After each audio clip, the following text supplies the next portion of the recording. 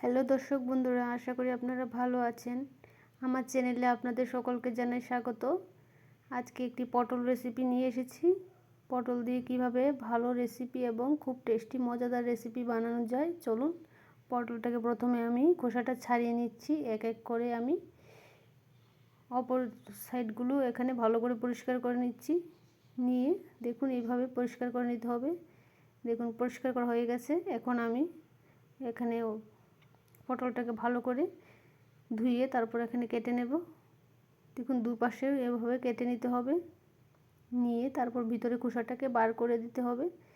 বার করে এই খোসাটাকে আমি পুর হিসাবে এখানে ব্যবহার করব। এটাকে আমি পুরটাকে বানাবো ডিম আর এটার ভিতরে যা দানাগুলো আছে এটা দিয়ে আমি এখানে ভালো করে পুরটাকে বানিয়ে নেব। পুরটা বানাতে হলে এখানে আমি একটু নুন আর একটু হলদি দিয়ে এটাকে ভালো করে মেখে তারপর আমি কড়াইতে দিয়ে একটু নেড়ে নেব যাতে কাঁচা ভাবটা দূর হয়ে যায়। দেখুন আমি এখানে এটা দিয়ে পুর বানিয়ে তারপর এটার ভিতরে দিয়ে দেব। দেখুন পুরটা আমি দিয়ে নিয়েছি। তারপর ওদিকে মশলাটা বানিয়ে নেব। এখানে পেঁয়াজ দিয়ে নিচ্ছি আস্ত, এখানে শুকনো মরিচ দিয়ে নিয়েছি, তারপর টমেটো দিয়ে নেব। দিয়ে তারপর এখানে আবার দিয়ে নিচ্ছি আদাটাকে দিয়ে তারপর ভালো করে আমি এখানে মিক্সিতে গ্রাইন্ড করে নেব। দেখুন এখানে মিক্সিতে গ্রাইন্ড করে নিয়েছি ভালো করে। তারপর এখানে একটা অপর পাশে একটা কড়াইটা বসিয়ে তারপর তেল দিয়ে নিয়েছি। এখানে জিরা দিয়ে নেব। জিরাটাকে গোটা আস্ত জিরা এখানে দিয়ে নেব।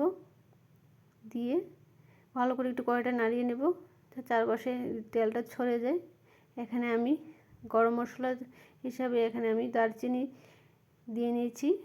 তারপর আমি টমেটোর পেস্টটাকে উপর থেকে ঢেলে তারপরে এটাকে আমি ভালো করে একটা খুন্তির সাহায্যে ভালো করে নেড়ে নেব যাতে মশলাটা কাঁচা ভাবটা দূর হয়ে যাবে আর একটু পেকেও যাবে। এখানে আমি অপর দিকে আমি নুন দিয়ে নিয়েছি। তারপর এখানে আমি হলুদ দিয়ে নেব, পরিমাণ মতো করে হলুদ দিয়ে ভালো করে একটু নেড়ে চেড়ে নেব যাতে মশলাটা ভালো করে কষে যায়। উপর থেকে ধনিয়াটা দিয়ে এখানে আমি ভালো করে আর একটু পাকিয়ে নেব। এখানে মশলাটাকে ভালো করে পাকিয়ে তারপর উপর থেকে এখানে আমি তিল আর বাদামের পেস্টটা উপর থেকে দিয়ে নিচ্ছি। দিয়ে ভালো করে নেড়ে নেব। দেখুন ভালো করে নেড়ে নিতে হবে। এটা ভালো একটা স্মেল চলে আসছে। দেখুন মশলাটা এখানে ভালো করে পেকে গেছে। এখন আমি উপর থেকে মশলার জলটা আমি দিয়ে নেব। দিয়ে এখানে পটলগুলো দিয়ে নিয়েছি। পটলগুলোকে দিয়ে এখানে আমি একটু ঘি দিয়ে নেব।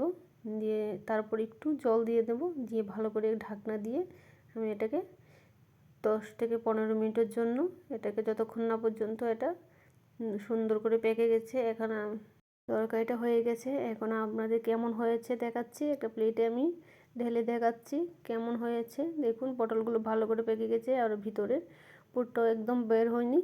দেখুন কি সুন্দর হয়েছে। আশা করি আপনাদের ভালো লেগেছে। দর্শক বন্ধুরা অবশ্যই একবার এই রেসিপিটি ঘরে বানিয়ে খাবেন। দেখুন কি সুন্দর হয়েছে রেসিপিটি, খেতেও খুব টেস্টি মজাদার রেসিপি। আশা করি আপনাদের ভালো লেগেছে।